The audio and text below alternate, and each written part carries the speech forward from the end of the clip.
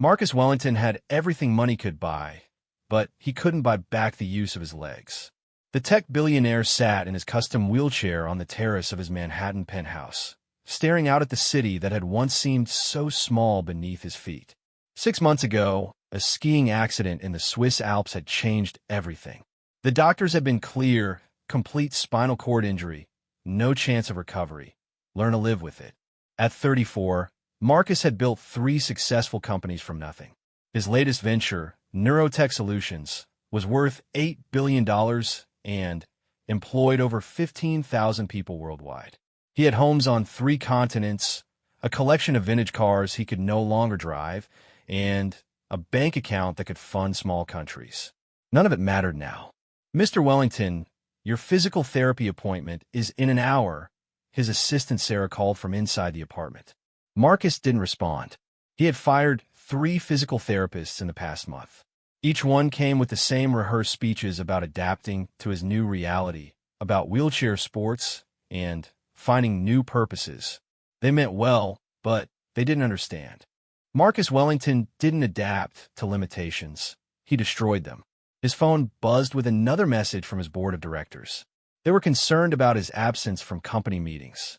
Stock prices were holding steady for now, but investors were getting nervous.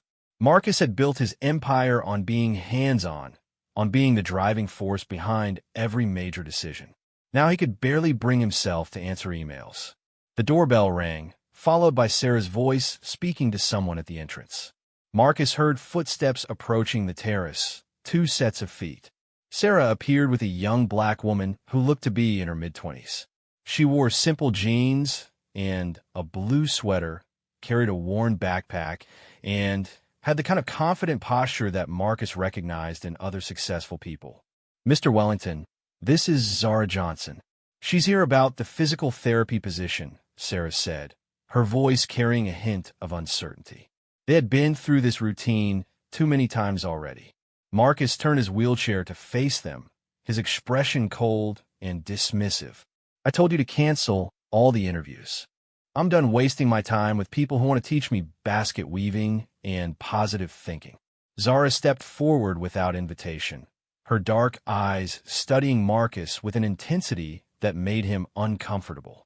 She didn't have the nervous energy of the previous therapists or the overly cheerful demeanor he had come to despise. Instead, she looked at him like she was solving a complex equation. "I'm not here to teach you basket weaving," she said, her voice calm but firm. "I'm here because I've reviewed your medical files, and I believe the doctors were wrong." Marcus felt a familiar flash of anger. "Lady, I've had the best neurologists in the world look at my case. I've been to Mayo Clinic, Johns Hopkins, and 3 facilities in Switzerland. They all say the same thing. My spinal cord is severed. Game over." "The spinal cord is more complex than most people realize," Zara replied, moving closer to his wheelchair. "Recent research in neuroplasticity shows that even in cases of complete injury, there can be pathways that remain functional but dormant.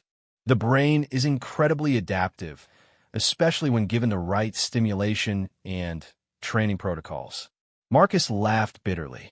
"You sound like you're reading from a medical textbook. How old are you?" 25? "I've had surgeons with 30 years of experience tell me there's no hope. What makes you think you know better?" "Because I've been where you are," Zara said simply. The words hung in the air. Marcus studied her face, looking for signs of deception or manipulation. She stood perfectly straight, her weight balanced evenly on both legs. There was no obvious sign of any disability or injury. "That's impossible," he said finally. Zara reached into her backpack and pulled out a tablet. She swiped through several medical images and handed it to Marcus. The screen showed X-rays and MRI scans of the spine with what appeared to be significant trauma to the lumbar region. "Car accident when I was 19, she said. "Drunk driver ran a red light and hit my family's car. My little brother died on impact. I spent 8 months in a wheelchair, paralyzed from the waist down. The doctor said I'd never walk again." Marcus examined the scans more carefully. The damage was clearly visible: compressed vertebrae, swelling around the spinal cord, metal hardware from surgical repairs. These are your scans? From 6 years ago, Zara confirmed. I have the complete medical records if you want to verify them with the hospital. Detroit Medical Center, Dr. Patricia Chun was my lead neurologist. But you're standing here, Marcus said, his voice quieter now. You're walking. I could do more than walk, Zara replied. I can run. I completed a marathon last year. I also have a doctorate in biomedical engineering from MIT, with a focus on spinal cord rehabilitation and neural pathway reconstruction. Marcus felt something he hadn't experienced in months. Genuine curiosity. That's impossible. Complete spinal cord injuries don't heal. The medical literature is clear on this. The traditional medical literature focuses on what we thought we knew 20 years ago, Zara said. But new research in stem cell therapy, electrical stimulation, and targeted exercise protocols is changing everything. The key is understanding that the spinal cord doesn't just carry signals, it processes them. Even after injury, there can be ways to reroute and amplify those signals. She moved to stand beside his wheelchair, her manner professional but not clinical. Your injury is at the T12 level, which actually provides some advantages for recovery. The timing of your accident also works in your favor. 6 months is recent enough that muscle atrophy hasn't progressed to irreversible levels. Marcus found himself wanting to believe her, which made him angry. He had spent months guarding himself against false hope. Every doctor I've seen has told me the same thing. My spinal cord is completely severed. There's no signal getting through. Complete is a medical term that doesn't always mean what people think it means, Zara explained. It refers to the absence of motor and sensory function below the level of injury during initial testing. But the nervous system is dynamic. Function can return through various mechanisms. Unused neural pathways can be activated, existing pathways can be strengthened, and, in some cases, new connections can form. She paused, studying his expression. The question isn't whether recovery is possible. It's whether you're willing to work harder than you've ever worked for anything in your life. Marcus had built his fortune on taking calculated risks, on seeing opportunities that others missed. Every instinct told him that this was another false promise, another person trying to profit from his desperation. But something in Zara's manner gave him pause. She wasn't selling hope. She was presenting data. What exactly are you proposing? He asked. A complete rehabilitation program based on the latest neuroscience research, she replied. It would involve electrical stimulation therapy to reactivate neural pathways, targeted resistance training to rebuild muscle strength, balance, and coordination work to retrain your nervous system, and cognitive exercises to strengthen the brain-body connection. How long? Marcus asked. Minimum of 2 years of intensive training, Zara said without hesitation. 6 days a week, 4 to 6 hours per day. It won't be like traditional physical therapy. This will be the hardest thing you've ever done. There will be days when you want to quit, when you think I'm torturing you for no reason. Marcus felt a spark of something he had almost forgotten: challenge. For 6 months, everyone had been treating him like he was fragile, like his limitations were permanent and unchangeable. Zara was offering him something different, a fight. And you believe I can walk again? He asked. I believe you have the potential to regain significant function, she said carefully. I can't promise you'll run marathons, but I've seen people with injuries similar to yours regain the ability to stand, to take steps, to live independently without a wheelchair. Why should I trust you? Marcus asked. For all I know, those medical scans could be fake. You could be just another person trying to take advantage of a desperate man with deep pockets. Zara smiled for the first time since arriving. That's exactly what I hoped you'd say. A smart businessman always verifies before investing. She reached back in her backpack and pulled out a business card. That's Dr. Chin's direct number at Detroit Medical. Call her right now if you want. Ask her about Zara Johnson's case. Ask her if she thought I'd ever walk again. Marcus took the card, surprised by her confidence. You're serious about this? Mr. Wellington, I spent 8 months learning to transfer from my bed to my wheelchair. I know what it feels like to lose everything that defined you as a person. I also know what it feels like to fight your way back. Her voice carried a weight of experience that no amount of medical training could provide. I'm not offering you false hope, she continued. I'm offering you a chance to fight for your life instead of just accepting what other people tell you is possible. But it has to be your choice. No one can do this work for you. Marcus found himself studying her face again, looking for any sign of deception. He had spent 20 years reading people in business negotiations, learning to spot lies and manipulation. But Zara's expression was steady and honest. More importantly, she wasn't trying to oversell him. She was presenting facts and letting him make his own decision. His phone rang, interrupting his thoughts. The caller ID showed his brother David's number. Marcus declined the call, but it reminded him of the world outside this conversation. His companies needed leadership. His employees depended on him. His entire empire was built on his ability to see possibilities that others missed. What would this cost? He asked. My standard rate is $200 per session, Zara replied. But given the intensity of what I'm proposing, we need to discuss a different arrangement. This wouldn't be traditional hourly sessions.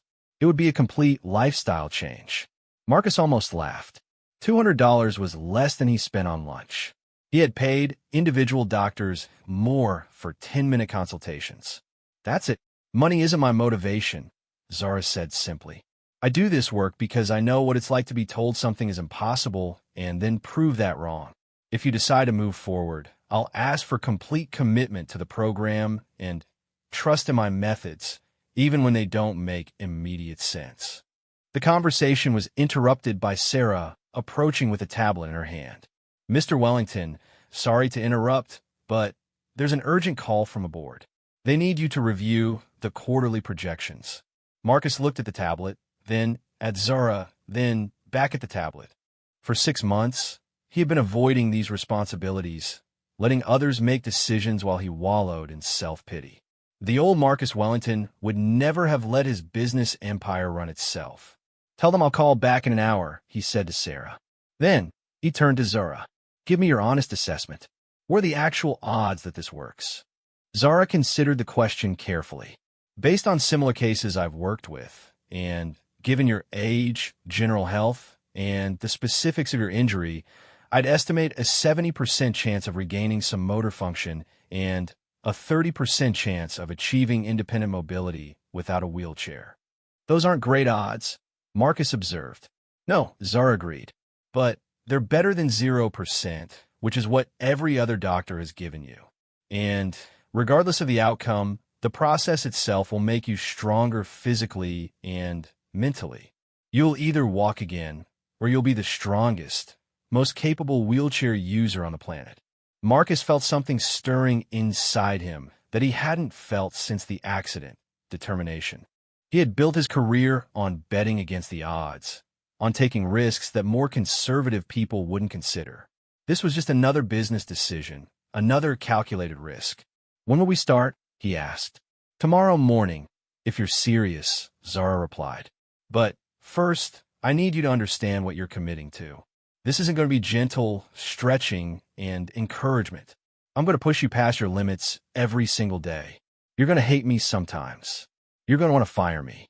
You're going to question whether any of this is worth it. She moved closer to his wheelchair, her expression intense. But if you stick with the program, if you trust the process and do the work, I can help you stand and walk again. Not because I'm promising miracles, but because I know what the human body can do when properly motivated and trained. Marcus looked out at the city skyline, thinking about all the challenges he had overcome to build his empire. He had started with nothing and created something extraordinary through determination and strategic thinking. This was just another mountain to climb. All right, he said, turning back to face her. Let's see what you can do. Zara nodded, her expression serious but satisfied. I'll need complete medical records, access to a properly equipped gym, and your commitment to follow my instructions without question for the first month. After that, if you're not seeing measurable progress, you can fire me. And if I'm seeing progress, then we keep working until you're back on your feet, she said simply. As Zara gathered her things and prepared to leave, Marcus felt something he hadn't experienced in months: anticipation for tomorrow. He still didn't know if this young woman could deliver on her promises, but she had given him something invaluable, a reason to fight again. "One more question," he called as she reached the door. "Why me? You could probably work with anyone. Why take on a case that might fail?" Zara paused, her hand on the door handle. "Because 6 years ago, when I was lying in a hospital bed being told I'd never walk again, I made myself a promise. If I ever got back on my feet, I'd dedicate my life to helping other people do the same. You're not my first impossible case, Mr. Wellington. And if this works, you won't be my last." After she left, Marcus sat alone on his terrace, watching the sun set over Manhattan. For the first time since his accident, he was thinking about the future instead of dwelling on what he had lost. Tomorrow, the real work would begin. Marcus woke up at 5 in the morning, earlier than he had in months. For the first time since his accident, he had something to prepare for. Zara had sent detailed instructions the night before, specific clothes to wear, what to eat for breakfast, and a warning that their first session would establish the foundation for everything that followed. By 7 a.m., Marcus was in the building's private gym that he had converted according to Zara's specifications. The space now contained equipment he didn't recognize: electrical stimulation devices, parallel bars at various heights, resistance bands, and what looked like a complex harness system suspended from a ceiling. When Zara arrived, she was carrying 2 large cases and wore athletic clothes that suggested she intended to demonstrate whatever she was about to teach him. She moved through the space efficiently, setting up equipment and checking connections on various electronic devices. "Before we begin the physical work, I need to run some baseline tests," she said, pulling on latex gloves and removing what appeared to be a laptop connected to numerous wires and sensors. "These will measure nerve conductivity, muscle responsiveness, and current range of motion. It might be uncomfortable, but I need to know exactly what we're working with." For the next hour, Zara attached sensors to various points on Marcus's legs and lower back. The electrical stimulation felt strange, not painful, but definitely alien. As she worked, she explained what she was testing and why each measurement mattered. "Your injury is at T12, which means the nerves that control your legs originate below the point of damage," she said, studying readings on her laptop screen. "The question is whether any signal pathways remain intact, even if they're currently non-functional." Marcus watched the waves and numbers scrolling across her screen. "What are you seeing?" "Better than I hoped," Zara replied, her voice carrying excitement. "There's definitely some electrical activity in the L2 through L5 nerve roots. It's very weak, but it's there. That suggests the injury isn't as complete as your medical records indicated." She showed him the readout, pointing to small spikes in what had otherwise been flat lines. "These responses are coming from your own nervous system. The pathways exist, they're just severely damaged and not functioning at conscious levels." Marcus felt a surge of hope, followed immediately by skepticism. "But I can't feel anything below my waist. I can't move my legs at all." Conscious sensation and motor control require strong, clear signals, Zara explained. "What we're detecting here are much weaker impulses, like whispers instead of clear speech. But whispers can be amplified into voices with the right training." She moved to a device that looked like a sophisticated version of electrical muscle stimulation equipment. "This is where we start building those pathways back up. The electrical stimulation will artificially activate your muscles, while simultaneously sending signals to your brain. Over time, this should help rebuild the neural connections we need for voluntary movement." The sensation of artificial muscle activation was disturbing. Marcus watched his legs move without his conscious control, his quadriceps contracting and relaxing in rhythm with the machine. It felt like watching someone else's body. "I know it's strange," Zara said, noting his expression, "but your muscles need to remember how to work, and your brain needs to relearn how to communicate with them. This is the first step in that process." As the electrical stimulation continued, Zara began moving his legs through range of motion exercises. She explained that maintaining joint mobility and muscle flexibility was crucial for any potential recovery. But Her approach was different from the gentle stretching he had experienced with previous therapists. "We're not just preventing contractures," she said, pushing his leg through a movement that was almost aggressive in its intensity. "We're training your nervous system to recognize these movement patterns again. Even if you can't consciously feel what I'm doing, your brain is processing the information." After 45 minutes of electrical stimulation and stretching, Marcus was exhausted in a way he hadn't experienced since before his accident. His body was responding to the work, even though his conscious mind couldn't direct the responses. "That's enough for the first session," Zara said, beginning to remove the electrodes. "How do you feel?" Marcus considered the question. "Tired, confused, maybe a little nauseous." "All normal responses," she assured him. "Your nervous system isn't used to this level of activity. The fatigue means your body is working harder than it has in months." As they finished the session, Zara pulled out a thick binder and handed it to Marcus. "This is your homework. I need you to read about neuroplasticity, spinal cord physiology, and the case studies of other people who have recovered from similar injuries. If you're going to do this work, you need to understand the science behind it." Marcus flipped through the pages, seeing academic papers, research studies, and detailed anatomical diagrams. "This looks like medical school coursework. Understanding your body is part of recovering control over it," Zara replied. "I need you to become an expert on your own condition. That knowledge will help you recognize progress and stay motivated when the work gets difficult." After Zara left, Marcus transferred to his home office and opened the binder. The first section contained case studies of spinal cord injury patients who had regained function after being told they never would. The stories were compelling, but also sobering. Years of intensive work with no guarantee of success. One case study particularly caught his attention. A construction worker named James Morrison had fallen from scaffolding and suffered an injury nearly identical to Marcus's.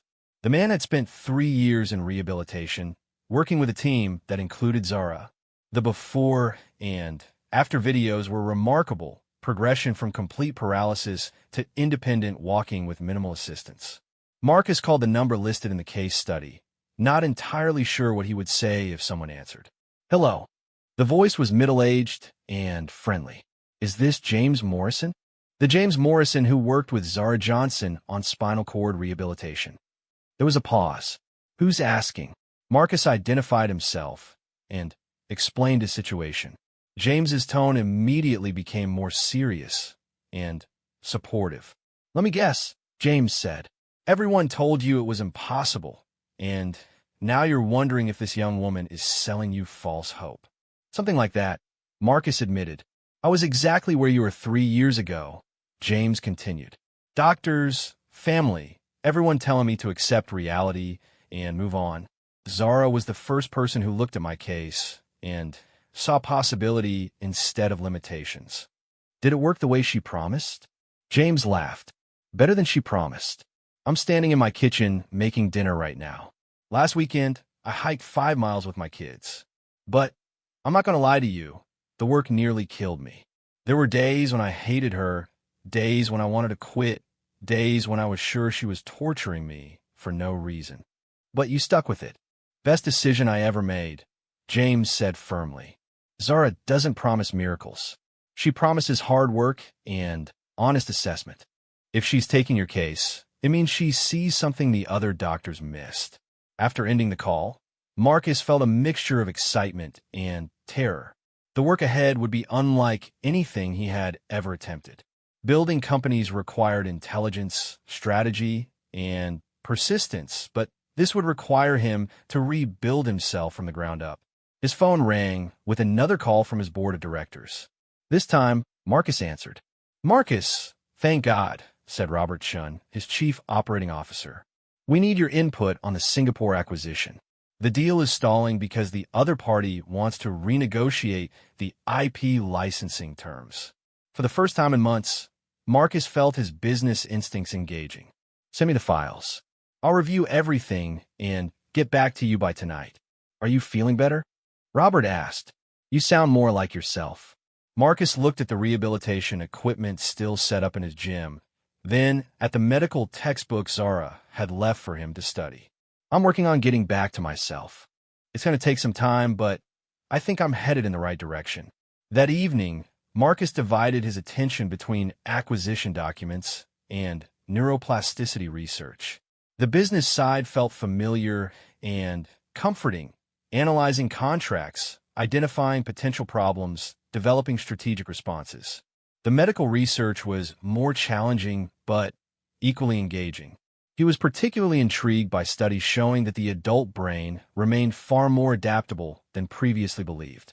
Recent research suggested that intensive training could actually cause the brain to reorganize itself, creating new neural pathways to compensate for damaged ones. One study from Switzerland described a patient who had regained the ability to walk after 11 months of intensive electrical stimulation and training. The man's recovery had been documented with advanced brain imaging, showing new neural connections forming in response to the rehabilitation program. Marcus found himself thinking about the parallels between neural pathway development and business strategy. Both required identifying existing resources, finding new ways to connect those resources, and persistent effort to make those connections stronger and more efficient. His laptop chimed with an email from Zara, sent at nearly midnight. Day 1 complete. Based on today's assessment, I'm optimistic about your potential for recovery. The electrical activity we detected suggests that reconstruction is possible, but the timeline will depend entirely on your commitment to the work. Tomorrow we begin strength training. Get ready. Marcus closed his laptop and transferred to his bedroom. As he prepared for sleep, he realized that for the first time since his accident, he was looking forward to tomorrow instead of dreading it. The work would be difficult, possibly impossible, but it was work worth doing. He thought about James Morrison's words about hating the process sometimes. Marcus had experienced similar feelings during the most challenging periods of building his companies. Long stretches when success seemed impossible and failure felt inevitable. But those difficult periods had ultimately led to his greatest achievements. As he drifted off to sleep, Marcus found himself planning. If this rehabilitation program worked, he would want to document everything.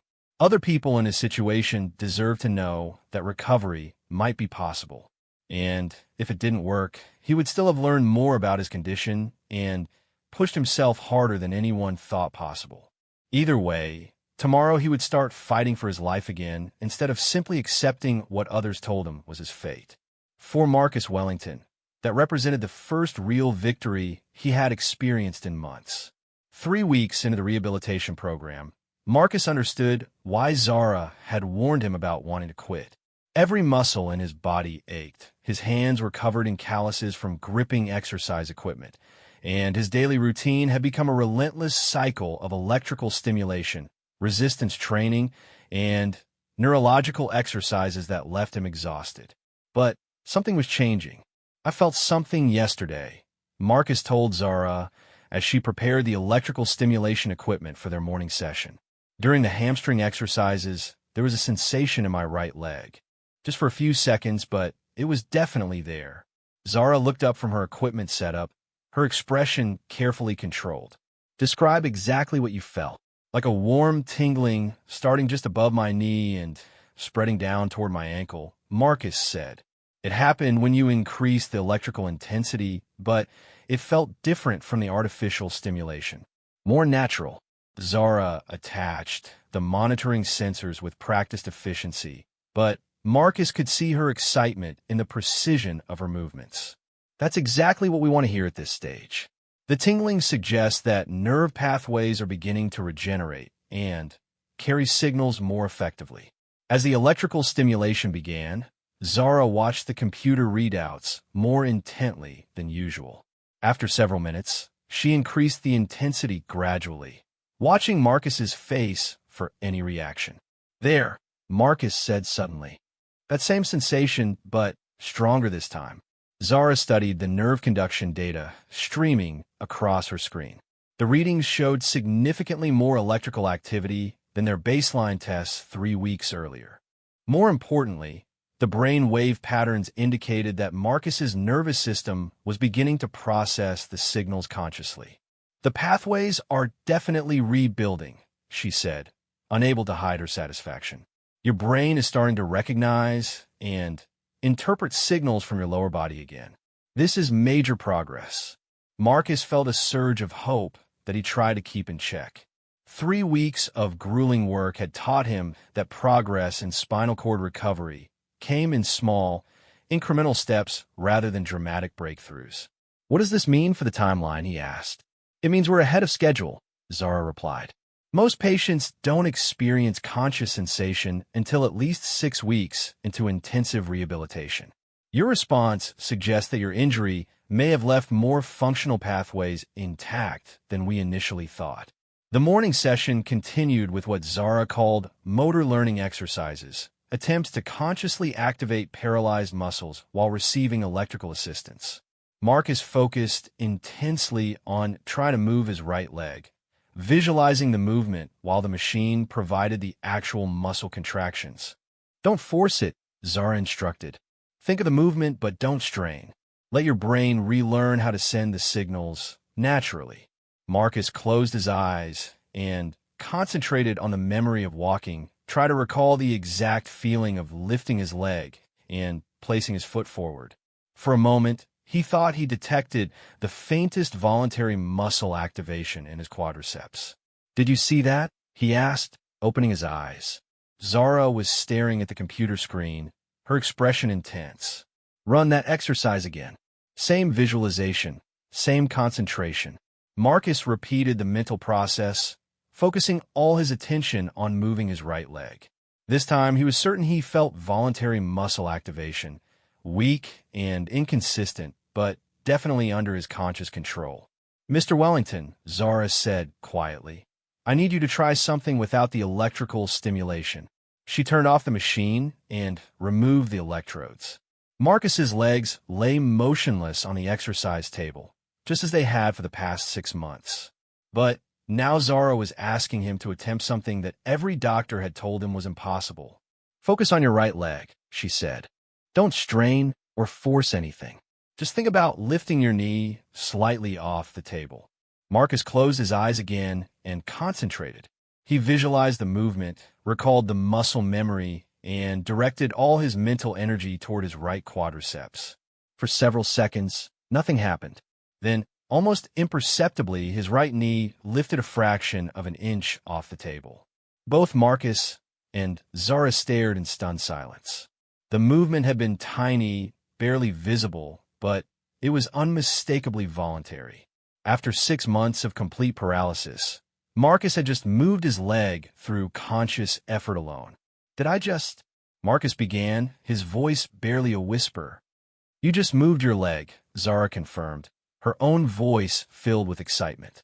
Without any electrical assistance. That was pure voluntary motor control. Marcus tried to repeat the movement, but his concentration was broken by the emotional impact of what had just happened. His eyes filled with tears, the first tears of joy he had shed since before his accident. I need to call someone, he said. I need to tell someone about this. Who do you want to call? Zara asked gently. Marcus realized that he didn't have a good answer. His relationship with his family had been strained since the accident. His friends from the business world had gradually stopped visiting. The people who had been closest to him before the injury had struggled to relate to his new reality. Actually, he said, I think you're the only person who would understand what this means. Zara smiled. This is just the beginning. What you experience today proves that significant recovery is possible. But we're going to need to intensify the training program. Are you ready for that? Marcus looked at his leg, still processing the reality that he had moved it through conscious will. What does intensification mean? Twice daily sessions, Zara explained. Morning and evening, 7 days a week. We'll add standing frame exercises to help your bones and cardiovascular system adapt to vertical positioning. We'll introduce balance training using a harness system, and we'll begin gait training on a treadmill with body weight support. The program she described sounded overwhelming, but Marcus felt energized rather than intimidated. For the first time since his accident, he had concrete evidence that recovery was possible. Let's do it, he said without hesitation. That afternoon, Marcus called an emergency meeting with his board of directors. He had been gradually resuming his business responsibilities over the past few weeks, but today felt different. Today he had evidence that his future might be very different from what anyone had imagined. The board members gathered in the conference room of Marcus's building, their expressions reflecting months of concern about their chairman's condition and its impact on the company. "I wanted to update everyone on my medical situation," Marcus began, speaking via video conference from his apartment. "I know there have been questions about my ability to lead the company effectively, and I think you deserve a clear picture of where things stand." Robert Chun, his COO, leaned forward. "Marcus, we're all hoping for the best, but we also need to be realistic about the company's needs." "I understand," Marcus replied, "and I want you to know that I may have been too pessimistic about my prognosis. I'm working with a rehabilitation specialist who believes that significant recovery is possible. Today, I experienced voluntary movement in my legs for the first time since the accident." The room fell silent. Board members exchanged glances, unsure how to respond to this unexpected news. "What does that mean practically?" asked Jennifer Walsh, the company's chief financial officer. "Are we talking about full recovery?" "I don't know yet," Marcus said honestly, "but I'm committed to finding out. I'm going to be intensifying my rehabilitation program, which means I'll need to adjust my schedule. But I'm also more optimistic about my long-term leadership role than I've been since the accident." The meeting continued with discussions about interim leadership arrangements and business strategy, but Marcus could sense a shift in the room's energy. His board members were seeing him as a leader planning for the future rather than a victim adapting to permanent limitations. After the meeting, Marcus spent the evening reading research papers about spinal cord recovery.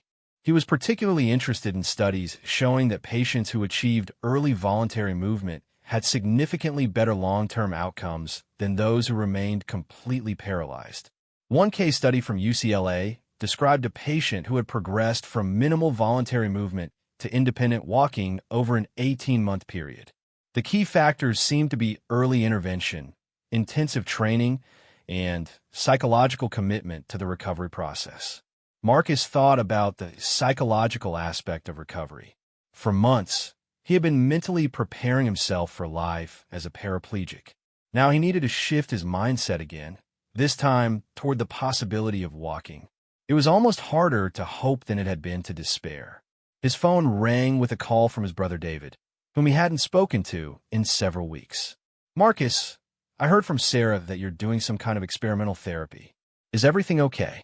"Everything's better than okay," Marcus replied. "I moved my leg today, David. Voluntarily.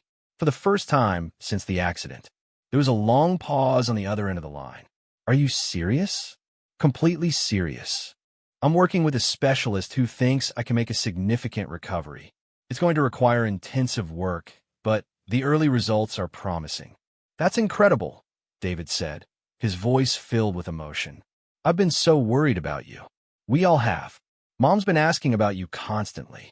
Marcus realized that his isolation since the accident had affected more people than he had considered. His family had been grieving his condition almost as much as he had. "I'm going to get through this," Marcus told his brother, "and I'm going to be stronger on the other side." As he prepared for bed that night, Marcus looked at his legs with new eyes. They were no longer simply dead weight that he had to manage. They were works in progress, containing neural pathways that were slowly rebuilding themselves through his daily efforts. Tomorrow would bring another day of intensive rehabilitation, more electrical stimulation, more attempts at voluntary movement. But tonight, for the first time in months, Marcus fell asleep believing that he might actually walk again. The tiny movement he had achieved was just a beginning, but it was proof that the impossible might not be impossible after all. In business, Marcus had learned that the most profitable investments were often those that others considered too risky to attempt. His own recovery was turning out to be the most important investment he had ever made. 2 months after his first voluntary movement, Marcus stood suspended in a harness system that supported most of his body weight, while his feet rested on a slowly moving treadmill. Sweat dripped down his face as he concentrated on placing one foot in front of the other, his legs shaking with effort. Keep your eyes forward, Zara instructed, walking beside the treadmill. Let your legs remember the pattern. Don't overthink the movement. Marcus had progressed from barely detectable muscle twitches to sustained voluntary contractions in both legs. The electrical stimulation sessions had evolved into complex training protocols that combined artificial activation with his own neural signals. His days now began at 6 a.m. and often didn't end until 8 at night. I can feel the ground, Marcus said through gritted teeth. Not just pressure, but actual texture through my feet. This was a major milestone. Sensory recovery had been slower than motor improvement, but over the past 2 weeks, Marcus had begun experiencing genuine tactile sensations from his lower body. He could distinguish between different surfaces, feel temperature changes, and even detect light touch on his legs. Your nervous system is rebuilding faster than most cases I've worked with, Zara replied, adjusting the harness to reduce his body weight support from 70% to 65%. Try to take more of your own weight now. The additional load forced Marcus's legs to work harder. His right leg had recovered significantly more function than his left, but both were now capable of supporting limited weight. The walking motion was still awkward and required intense concentration, but it was unmistakably walking. How long can you maintain this? Zara asked, monitoring his form and endurance. Maybe 2 more minutes, Marcus replied, feeling the familiar burn of muscle fatigue. His cardiovascular fitness had improved dramatically over the past months, but the neural demands of relearning to walk were still exhausting. As the session continued, Marcus reflected on how completely his life had changed. The intensive rehabilitation had become more than physical therapy. It was a complete reconstruction of his identity and capabilities. He was learning to walk, but he was also learning to be patient, to accept incremental progress, and to find satisfaction in small victories. Time, Zara called, gradually stopping the treadmill. Marcus's legs trembled as she increased the harness support to take his full weight. Excellent session. Your gait pattern is becoming much more natural. As they finished the morning training, Marcus's assistant Sarah approached with his phone. Sorry to interrupt, but there's an urgent call from Tokyo. The joint venture negotiations need your immediate attention. Marcus had been gradually resuming his business responsibilities, but always with the understanding that his recovery took priority. Today felt different, though. He was beginning to envision a future where he could fully lead his company again. Transfer the call to my office, he said to Sarah. I'll take it in 10 minutes. As Zara cleaned up the equipment, she observed Marcus's transition from rehabilitation patient to business executive. You're handling both worlds pretty well these days. It's getting easier, Marcus admitted. For months, I felt like I had lost the core of who I was. Now I'm starting to feel like myself again, just with additional capabilities I never had before. The business call involved complex negotiations about technology licensing in the Asian market. Marcus found that his months of rehabilitation had actually improved his business thinking. The patience and strategic planning required for recovery had made him more methodical and less impulsive in his corporate decision-making. After resolving the Tokyo situation, Marcus reviewed his afternoon schedule. In addition to his evening rehabilitation session, he had a video conference with potential investors in a new neural interface technology that could help other spinal cord injury patients. The irony wasn't lost on him that his own injury had led him to invest in technologies he would never have considered before. His company was now funding research into nerve regeneration therapies, advanced prosthetics, and brain-computer interfaces. Mr. Wellington, Zara said, entering his office with her afternoon equipment set up. I have something I want to discuss with you. Marcus looked up from his computer. Over the past months, these conversations had usually meant that Zara was about to increase the difficulty of his training program. What are we adding to the routine now? He asked. Actually, I want to talk about reducing some elements, she said, settling into a chair across from his desk. Your progress has been remarkable, but I think you're ready to start transitioning toward more independent function. Marcus felt a mixture of excitement and anxiety. The intensive rehabilitation program had provided structure and clear goals. The idea of reducing support felt both liberating and frightening. What would that look like, he asked. Less electrical stimulation, more freestanding balance work, Zara explained. We'll reduce the harness support during walking practice. And I want to start working on practical skills, getting in and out of vehicles, navigating stairs, handling unexpected obstacles. She paused, studying his expression. The goal is to prepare you for real-world mobility rather than just controlled exercise environments. Marcus understood what she was suggesting. For months, his recovery had been measured in clinical terms: range of motion, strength assessments, electrical conductivity. Now, they were talking about whether he could actually function as a walking person in normal life. When do we start? He asked. This afternoon, Zara replied. But first, I want you to consider something important. Your recovery has been exceptional, but it's not complete. You may always need some assistive devices. You might need to use a wheelchair for long distances or when you're fatigued. The question is whether you can accept partial recovery as success. Marcus had been thinking about this question for weeks. His original goal had simply been to walk again, but the reality of recovery was more complex. He would likely never run marathons or play basketball. Some days would be better than others. His new normal would require constant attention to his physical condition and limitations. I've built my career on maximizing available resources, he said finally. If I can walk 50% of the time, that's infinitely better than 0%. If I need assistance sometimes, that's still independence compared to where I started. Zara smiled. That's exactly the right mindset.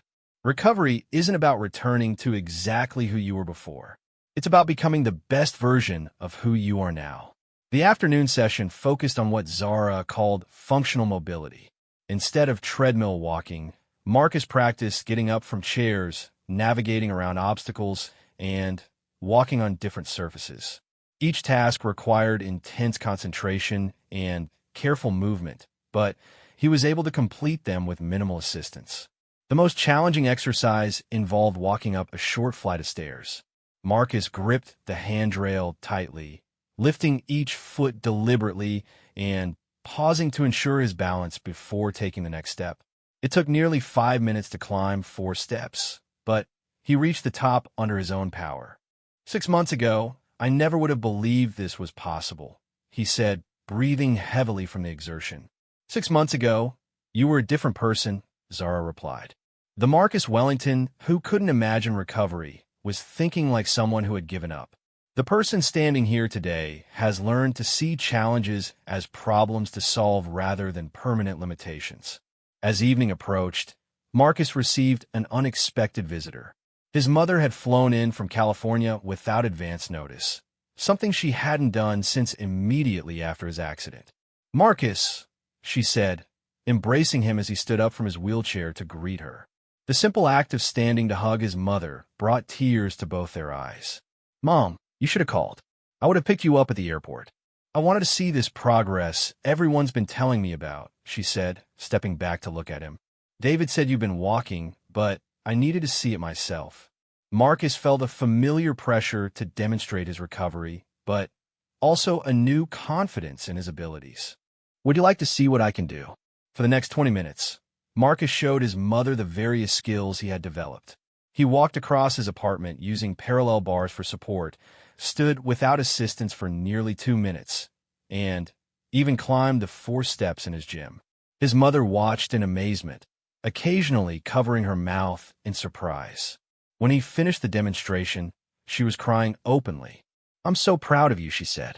"Not just for the walking, but for fighting so hard when everyone said it was impossible."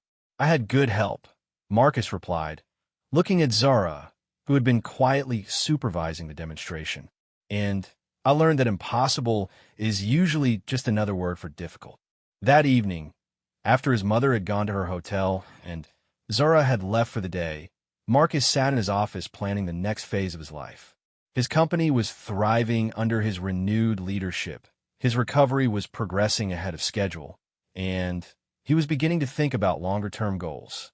He opened his laptop and began writing an email to the Christopher Reeve Foundation, proposing a major research grant for spinal cord rehabilitation programs. if his recovery continued. He wanted to ensure that other people in similar situations would have access to advanced treatments. Marcus also began drafting a business plan for a new division of his company focused specifically on medical technology for spinal cord injuries. His own experience had shown him gaps in current treatment options and opportunities for innovation that could help thousands of people. As he worked, Marcus realized that his accident and recovery had not just restored his physical abilities, they had given him a new sense of purpose. Building companies and accumulating wealth had been satisfying, but helping other people overcome supposedly impossible challenges felt like a more meaningful legacy. His phone chimed with a text message from Zara. "Excellent work today. Tomorrow we start working on walking without parallel bars. Get some rest. You're going to need it." Marcus smiled as he read the message. 6 months ago, the idea of walking without support would have seemed like science fiction. Now it was just another goal to work toward, another problem to solve through determination and strategic effort. He closed his laptop and prepared for bed, looking forward to tomorrow's challenges. For the first time since his accident, Marcus Wellington was not just surviving his new reality. He was thriving in it. 1 year after meeting Zara Johnson, Marcus Wellington stood at the podium of the International Spinal Cord Injury Conference in Chicago. He was standing without support, using only a single walking cane for balance. The auditorium was packed with doctors, researchers, patients, and families, over 3,000 people who had come to hear his story. 18 months ago, I was told that I would never walk again, Marcus began, his voice carrying clearly through the microphone. I was told to accept reality, to focus on adapting to life in a wheelchair, to find new definitions of success and independence. He paused, looking out at the audience. In the front row, he could see Zara, who had become not just his therapist, but his business partner in launching a revolutionary rehabilitation program. "I'm standing here today, not because those doctors were wrong about the severity of my injury," Marcus continued. "The medical facts haven't changed. My spinal cord was severely damaged in that skiing accident. But what those doctors didn't account for was the incredible capacity of the human nervous system to rebuild itself when given the right conditions and support." The audience was completely silent, hanging on every word. Marcus could see people with spinal cord injuries in wheelchairs throughout the auditorium, their faces filled with a mixture of hope and skepticism that he recognized from his own journey. "My recovery was not a miracle," he said firmly. "It was the result of cutting-edge science, innovative rehabilitation techniques, and more hard work than I ever imagined possible. Most importantly, it was the result of one person, Dr. Zara Johnson, who refused to accept conventional wisdom about what was possible." Marcus gestured toward Zara, who stood up briefly to acknowledge the applause. "Dr. Johnson didn't promise me a cure. She promised me a chance to fight for my life instead of accepting limitations that others considered permanent.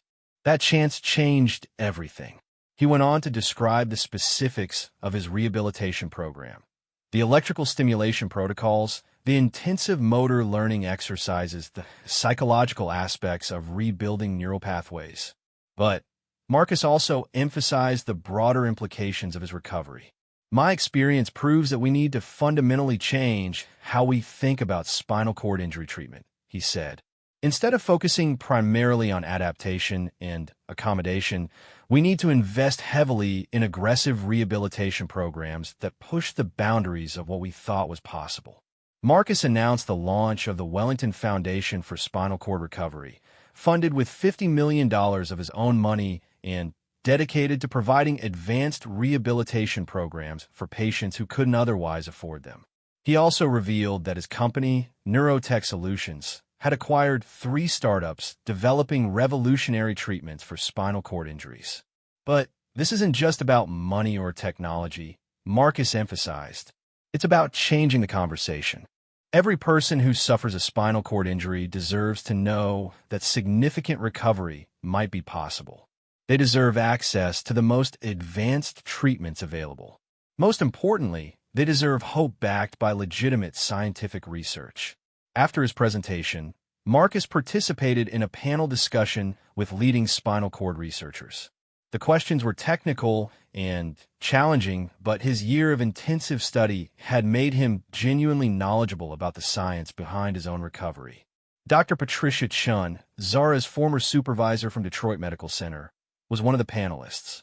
She had been following Marcus's case closely and had become an advocate for the rehabilitation protocols that had enabled his recovery. Mr. Wellington's case represents a paradigm shift in how we approach spinal cord injury treatment, Dr. Chun told the audience.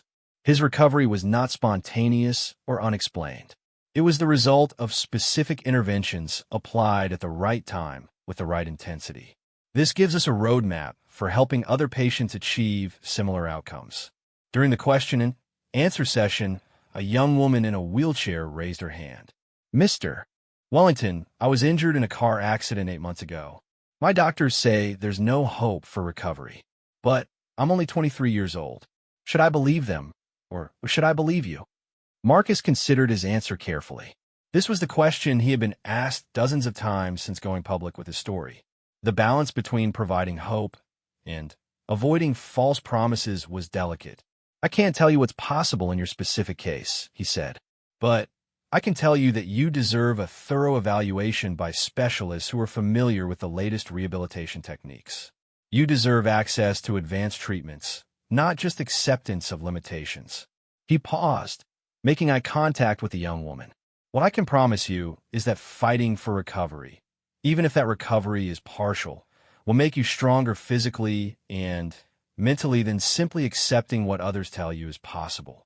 The work itself has value, regardless of the outcome. After the conference, Marcus and Zara flew back to New York together. During the flight, they discussed the expansion of their rehabilitation program to additional cities. They had already opened centers in Los Angeles and Atlanta, with plans for facilities in Denver and Seattle. The demand is overwhelming, Zara said, reviewing applications from patients around the country.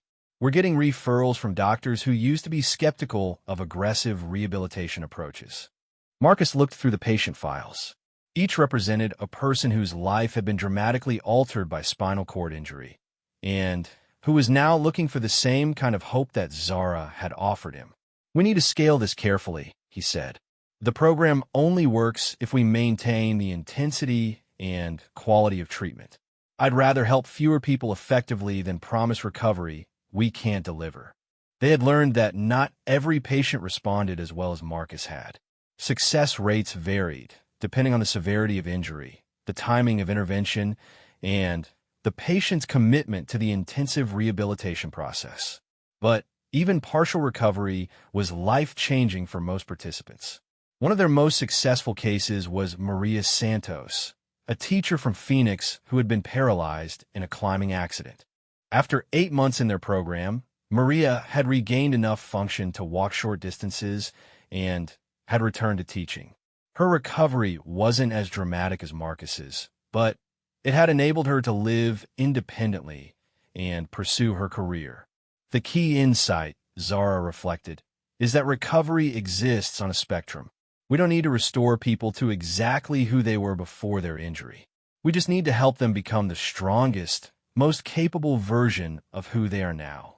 Marcus had been thinking about this concept in relation to his own life. He would never be exactly the same person he had been before his accident.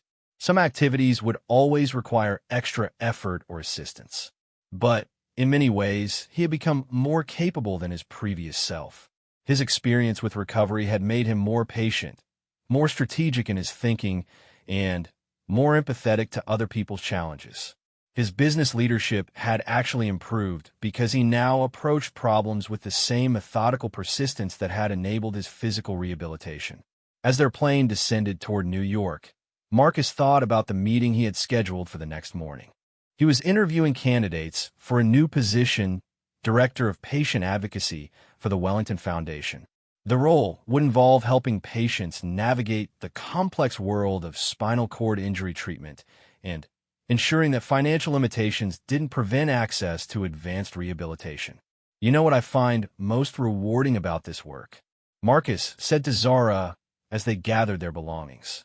What's that? "A year ago, I thought my life was over because I couldn't do the things I used to do," he replied. "Now I'm doing things I never would have imagined before my accident." The injury took away some capabilities, but it also opened up entirely new possibilities. The following morning, Marcus walked into his office building using only his cane for support. The security guard, who had watched his gradual recovery over the past year, smiled and nodded as he passed. "Good morning, Mr. Wellington. How are you feeling today?" "Like I'm exactly where I'm supposed to be," Marcus replied. His first meeting was with the board of directors to discuss the integration of his medical technology investments with the company's existing product lines. The conversation represented a full-circle moment. He was once again leading strategic discussions about the future of his business empire, but now with insights and perspectives that he could never have gained without his injury and recovery. Later that morning, Marcus received a phone call that would have seemed impossible 18 months earlier. Dr. Chun was calling to inform him that his case study had been accepted for publication in the New England Journal of Medicine, one of the most prestigious medical journals in the world. "Your recovery is going to influence spinal cord treatment protocols for years to come," Dr. Chun told him. "Medical schools are already incorporating your case into their curriculum as an example of what aggressive rehabilitation can accomplish." After ending the call, Marcus stood up from his desk and walked to the window overlooking Manhattan. The city stretched out below him, filled with millions of people facing their own challenges and limitations. Some of those people were lying in hospital beds being told that their lives would never be the same. Others were struggling with problems that seemed insurmountable. Marcus thought about the young woman at the conference who had asked whether she should believe her doctors or believe in the possibility of recovery. The answer wasn't simple, but it was important. She should believe in her own capacity to work harder than she ever thought possible, to push beyond limitations that others considered permanent, and to define her own version of success and recovery. His phone buzzed with a text message from Zura. "New patient evaluation at 2 p.m. 28-year-old construction worker. Injuries similar to yours. Are you available to meet with him?" Marcus typed back, "I'll be there. Let's see what's possible." As he prepared to leave for the rehabilitation center, Marcus reflected on how completely his definition of success had changed. A year ago, success meant building companies and accumulating wealth. Now, success meant helping other people discover capabilities they didn't know they possessed. He walked toward the elevator, moving with the careful but confident gait that had become natural to him. Each step represented thousands of hours of work, countless moments of frustration and breakthrough, and the unwavering support of someone who had seen possibility where everyone else saw limitations. The elevator doors opened, and Marcus stepped inside, ready to help another person begin the fight for their own life. He had learned that impossible was just another word for difficult, and difficult was just another word for worthwhile.